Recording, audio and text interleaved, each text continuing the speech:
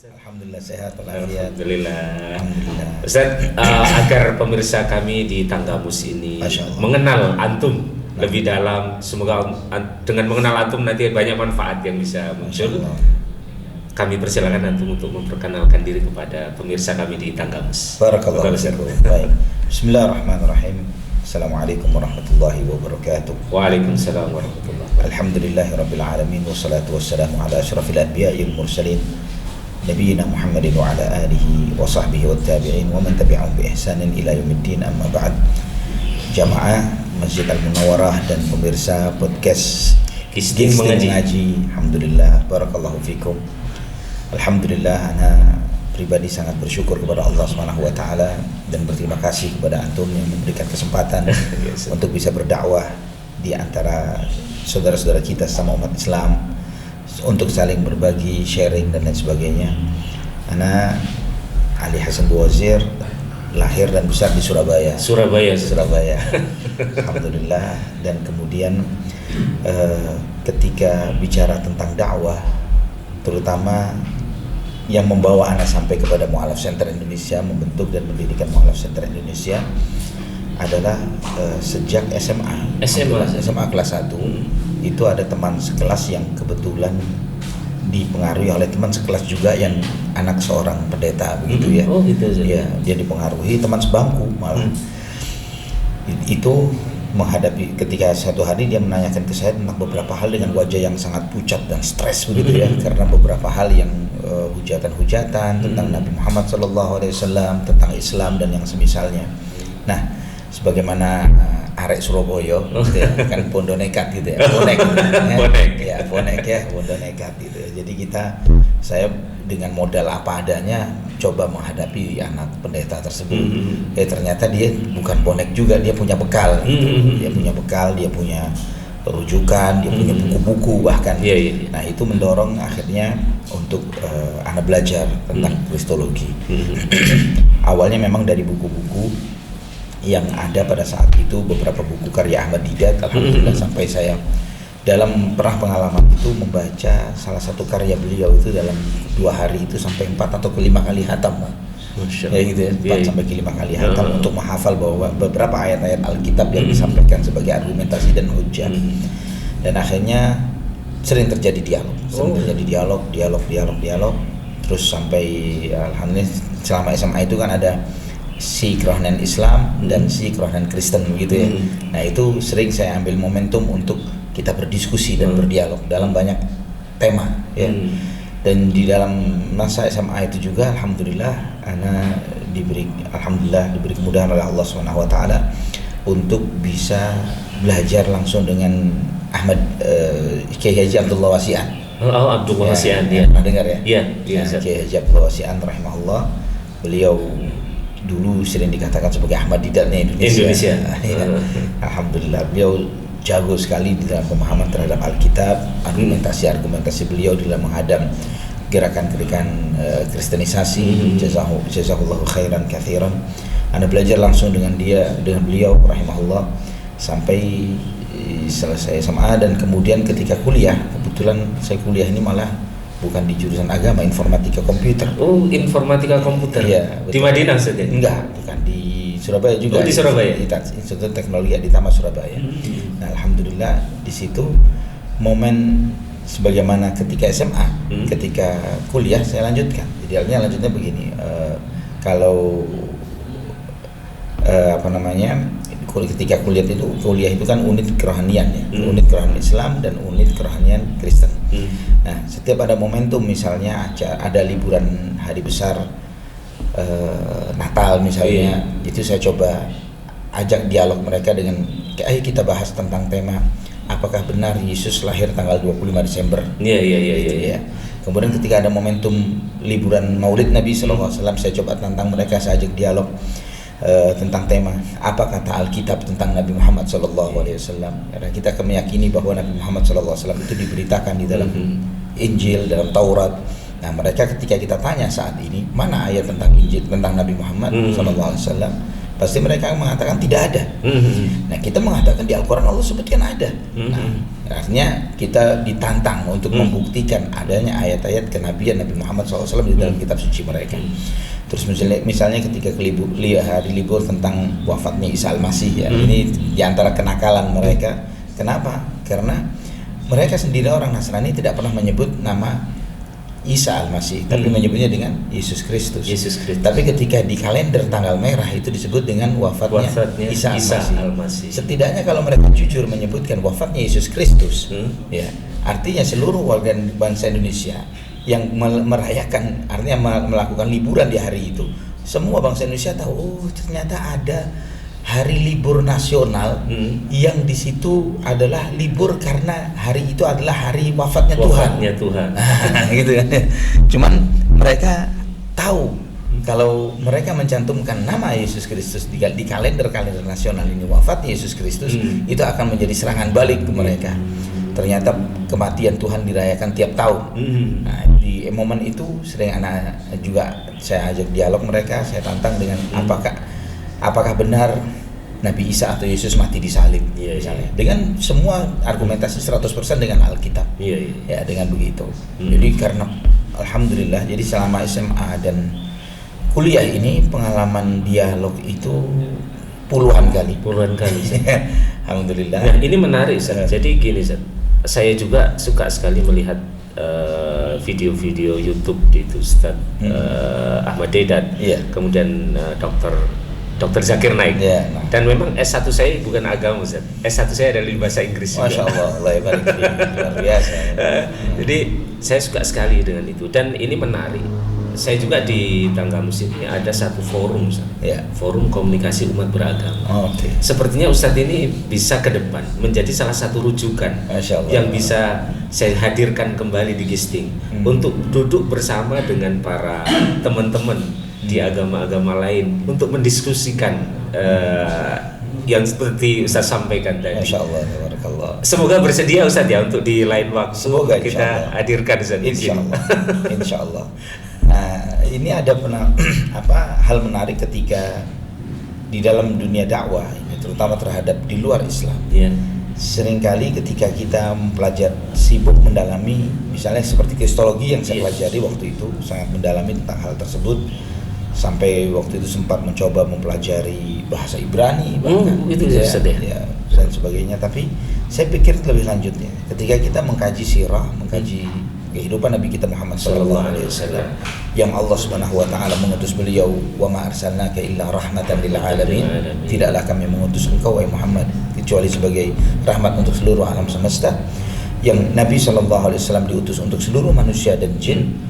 Nabi SAW berdakwah dengan objek dakwahnya adalah dengan beragam latar belakang keagamaan.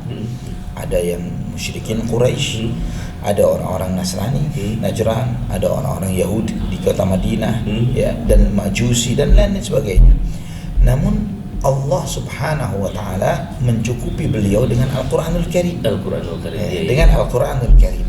Nah, dari sini ini ditambah lagi dengan pengalaman ya dengan teman-teman Mu'alaf Center ya, yaitu seringkali ketika ini ada yang latar belakangnya misalnya Hindu misalnya, siapa di antara teman-teman yang punya kemampuan atau pemahaman terhadap agama Hindu? Seringkali ditanyakan hal-hal seperti ini. Yang saya pikir, apakah harus seperti itu? Ya, apakah harus kita tahu siapa yang kita ajak bicara, tahu latar belakangnya, tahu agamanya, tahu ajaran-ajarannya, baru kita membuka pintu dialog dengan mereka? Betapa susah dan repotnya. Ya, betapa repotnya gitu loh. Apakah Islam tidak cukup untuk menjadi bekal dan modal di dalam berdiskusi atau mendakwahkan agama ini kepada siapapun hanya dengan modalkan Al-Quran dan Sunnah Nabi Sallallahu Alaihi Wasallam?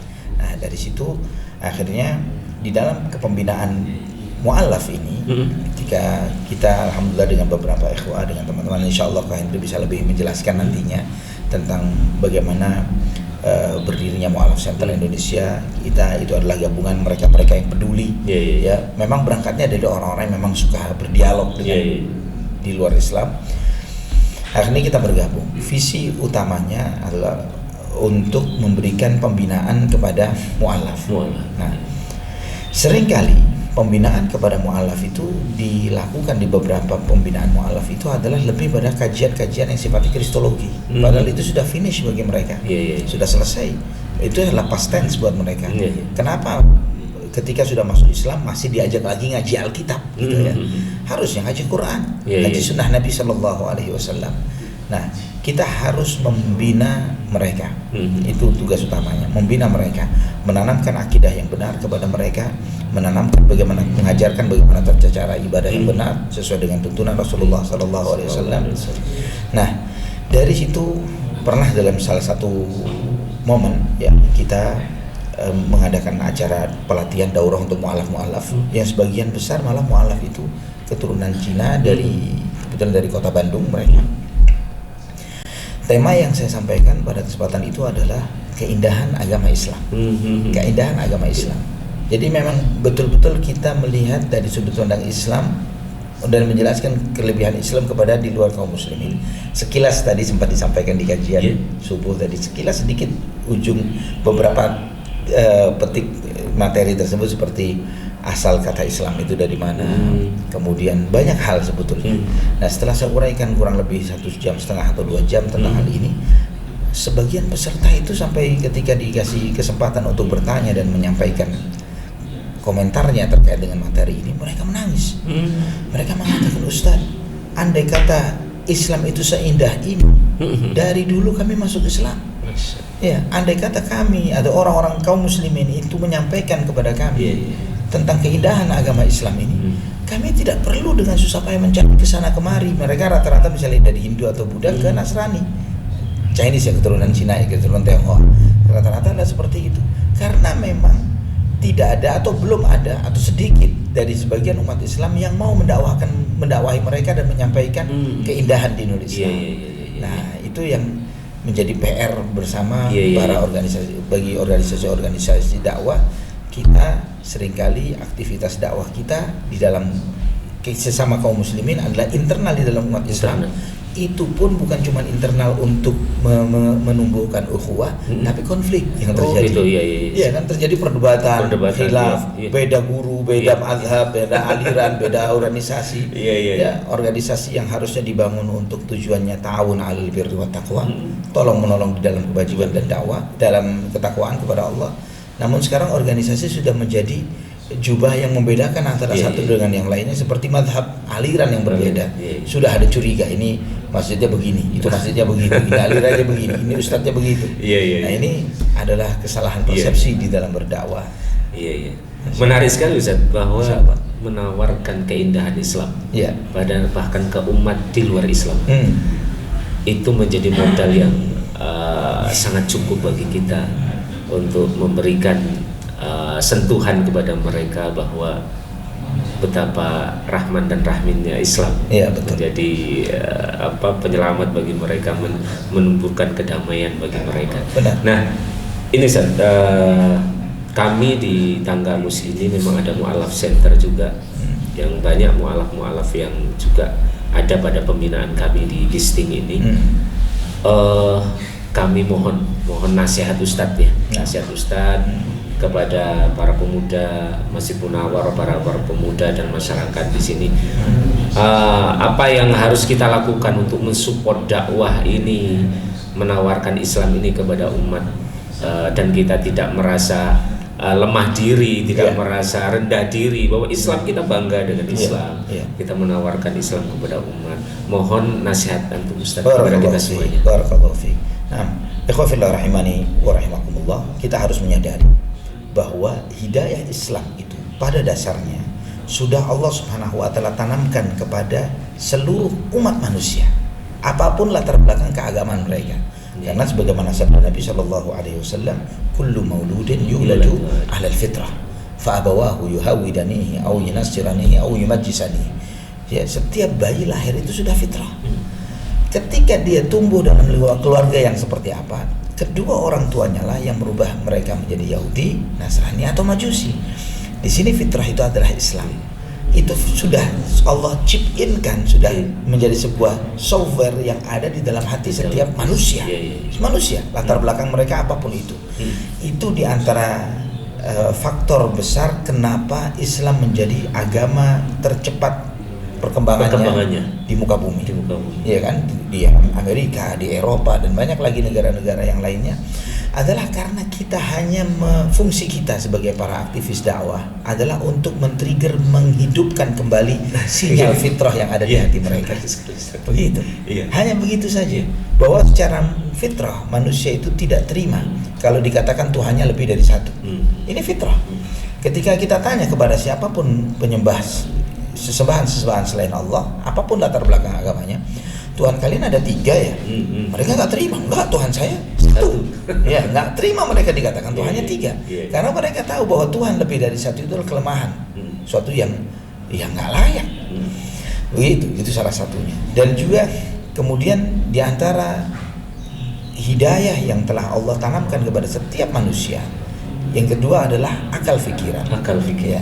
Dan akal ini sebagai sarana kita untuk ketika mereka mau membuka hati mereka, membuka akal mereka, itu fungsi para aktivis dakwah untuk men-trigger, memancing saja bagaimana agar akal pikiran mereka terbuka, ya, bagaimana mereka mau menerima kebenaran Nabi Muhammad SAW, kebenaran dinul Islam. Dan bahkan PR kita sekarang ini para aktivis dakwah bukan hanya bicara bagaimana mendakwahkan Islam kepada non-muslim, kepada mereka-mereka yang di luar Islam, tapi bagaimana mendakwahkan, mengenalkan keindahan Islam kepada sesama kaum muslimin. Banyak umat Islam itu kalau ditanya, apa sih bedanya agama Islam dengan agama di luar Islam?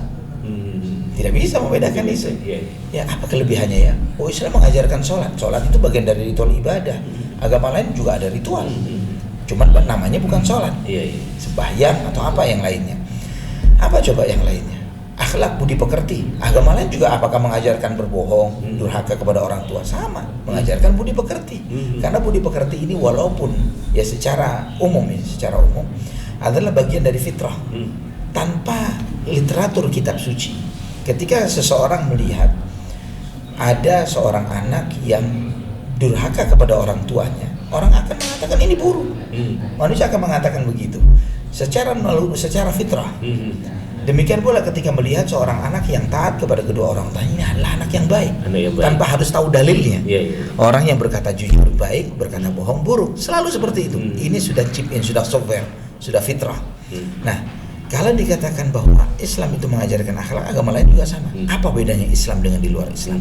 Banyak kaum muslimin tidak paham tentang nilai tauhid, ya, bahwa kelebihan Islam dari agama-agama yang lain adalah la ilaha illallah. Tidak ada yang berhak disembah kecuali Allah Subhanahu wa taala. Dan kemudian bagaimana Nabi Muhammad sallallahu alaihi wasallam sebagai nabi paripurna, nabi terakhir yang diutus untuk seluruh umat manusia dan jin, bahkan kitab suci Al-Qur'an yang Allah jaga, dan itu sebagai sebuah hujjah yang berlaku sampai yaumul qiyamah, dijaga oleh Allah sampai nanti dikembalikan kepada Allah. Ini sebagai modal-modal besar bagi kita kaum muslimin, bahwa umat Islam itu hanya modal satu saja yang dibutuhkan, jadi muslim yang baik. Itu pun sudah menjadi dai. Jadi pedagang muslim yang baik, jadi dokter muslim yang baik, jadi pemimpin muslim yang baik, jadi rakyat muslim yang baik, jadi orang tua muslim yang baik, jadi seorang anak muslim yang baik, jadi muslim yang baik saja. Sudah otomatis dia menjadi seorang dai. Masya Allah. Jazakumullah khairan.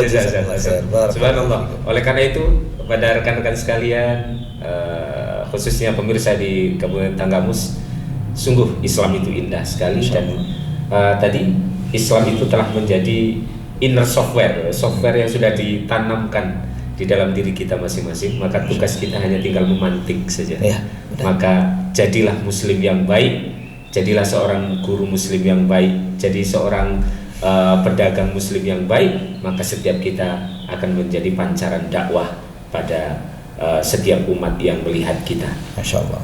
Jazakumullah khairan atas nasihatnya. Semoga Allah senantiasa memberkahi antum dan menjadikan waktu antum semakin bermanfaat, menebar manfaat bagi semua umat. Demikian pemirsa sekalian, Kisting Mengaji, podcast Kisting Mengaji Masjid Al-Munawwarah. Semoga Allah memberikan manfaat. Aqulu qouli hadza astaghfirullahaladzim. Assalamualaikum warahmatullahi wabarakatuh. Waalaikumsalam warahmatullahi wabarakatuh.